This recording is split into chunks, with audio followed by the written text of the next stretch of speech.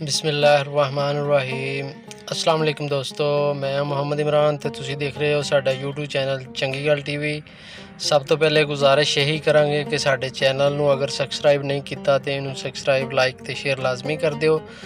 तो दूसरी गल ये वे कि मैं अपने सफ़र का आगाज़ शुरू कर दिता है दूसरे दिन का, तो इंशाअल्लाह अल्लाह पाक दे फजलो करम नाल अज मैं जा रहा वहाँ सबूनी यह हैगा इलाका शोरकोट का। सबूनी के इलाके जाके तुहाडे नाल उत्थों दीयां गल्लां बातां शेयर करांगे। रात जिहड़ी है ना साडा स्टे हैगा सबूनी, इंशाअल्लाह उत्थे जाके स्टे करांगे। रात की गपशप तुहाडे नाल ओह भी शेयर करांगे ते नाले उत्थों दीयां दो तीन अहम जिहड़ियां गल्लां सानूं सुनन च आईयां वा उत्थे वेखांगे ते ओह भी तुहाडे नाल शेयर करांगे कि ओह किहड़ियां अहम गल्लां ने। तुहानूं दिखावांगे भी उत्थों दा इलाका खूबसूरत है किस तरह का वा, वो सारे मामला तुहाडे नाल शेयर करांगे इंशाअल्लाह। साडे चैनल ते अगर नवे हो तो इनू सबसक्राइब लाइक तो शेयर लाजमी कर दिओ, तुहाडी बड़ी मेहरबानी। तो दूसरी गल ये वे कि साडी वीडियो नू स्किप ना करया करो, तुहाडी मेहरबानी। एक एक व्यूज़ जिहड़ा ना साडे वास्ते बड़ी मायने रखदा वा, तुहाडे असीं बड़े शुक्रगुजार हाँ। ठीक है जी, यह हैगा जी पीरमाल टोबा ते लाहौर ते रोड ते हैगा जी सबूनी का इलाका है। इंशाअल्लाह असीं मच्छर चौक तो मुड़ के ते हुण जा रहे हैं सबूनी वाल। वो पिंड तुहानूं दिखावांगे कि किस तरह का वा।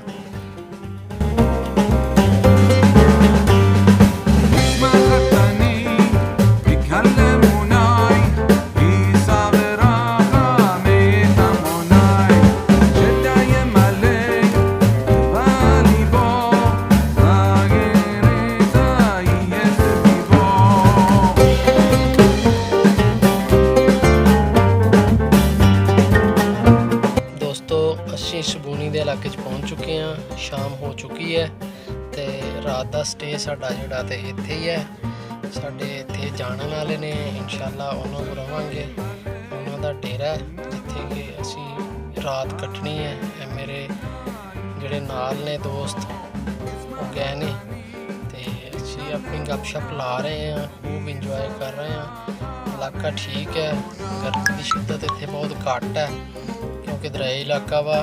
तो इंशाअल्लाह जो ही सुबह हो जाएगी, सुबह तो बाद अगले सफ़र का आगाज़ करांगे तो नाले तुहाडे नाल गल्लां शेयर करांगे चंद कि सुबह भी हो चुकी है तो उठे हैं, नाश्ता करांगे इंशाअल्लाह। नाश्ता करके तो बाहर निकलने यह जी पिंड है सबूनी तो इत्थे दसदे ने कि सेम का इलाका है, सेम है काफ़ी ज़्यादा क्योंकि सुबह का टाइम है तो असीं बाहर निकले हैं। तो यह देख रहे हो दूसरी जिस तरह के बारिश पई हुंदी है, सब दरखत सारे ते थल्ले जिहड़ी मिट्टी आ वो इस तरह लग रही है कि जिवें बारिश हुंदी है, इन्नी नमी है इत्थे दस्सिया जांदा है कि तकरीबन जिहड़ा ना पानी ज़्यादा तो ज़्यादा 40 फुट खड्डा मारिए तो पानी निकल आउंदा है। लोगों ने इत्थे वैसे टूअल भी लाए हुए ने, टूअल उत्ते ही मोटर टरपैना रखी हुई वा, मतलब कि इन्नी ज़्यादा गहराई च नहीं है। छोटे छोटे फीडर लाए हुए या सोलर प्लेटां लाइया हुई है, देख रहे हो तुसीं सुबह का टाइम है लेकिन थल्ले जिस तरह की बारिश पई हुंदी है इस तरह नमी महसूस हो रही है।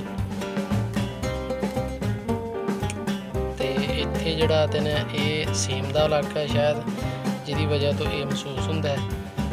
सबज इस तरह लगता जिवें बारिश हुई है, मिट्टी भी नहीं हैगी पौधों के दरख्तों के सारे देखो, हालांकि बहुत ज़्यादा मिट्टी है, धुंदड़ है, उसके बावजूद इवें लग रहा कि जिस तरह बारिश हुई है लेकिन बारिश नहीं हुई है। जिस तरह गारा जिहा महसूस सानूं हुंदा है जी। बहुत वड्डी नहर है, हुण ये नहीं पता इसदा नाम की है। मैं भी देखो तुसीं नज़ारे लो ज़रा सुबह वैसे इत्थे चहलकदमी करन दा बड़ा मज़ा आ रहा है सानूं। असीं दोस्त जिहड़े गए हैं सारे बाहर निकले हैं, काफ़ी गहरी नहर है ये। दसदे ने कि इत्थे जिहड़ा ते 30 तो 40 फुट खड्डा कड्ढिए ते तुसीं नलका या मोटर ला सकते हो। इत्थे मोटरां ते नहीं हैगियां, बहुत घੱਟ ने, लेकिन नलके लगे हुए आ जिस तरह के पिंडां 'च पहले लगे हुंदे सी बड़े, जिहड़ा ते काफ़ी अरसे तो बाद सानूं नलके वेखण नूं मिले ने। ते यह नलके जिहड़े आ इन्ना पानी कढ़दे आ, जिहड़े लगे हुए सरकारी नलके लवाए ने मेरे ख्याल इन्ना पानी कढ़दे, इन्नियां मोटरां पानी कढ़दियां जिन्ने नलके पानी कढ़दे ने।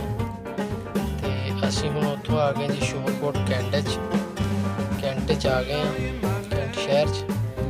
ਸਾਡਾ ਦੋਸਤ ਹੈ ਇੱਥੇ ਵੀ ਜਾਣ ਨਾਲ ਹੈ, ਉਹਦੇ ਕੋਲ ਬੈਠੇ ਹਾਂ। ਉਹ ਸਾਡੀ ਕੱਤ ਤਵਾਜੋ ਕਰ ਰਿਹਾ ਤੇ ਇਹ ਉਹਦਾ ਸ਼ੋਰੂਮ ਹੈ ਮੀਆਂ ਮੋਟਰਸ।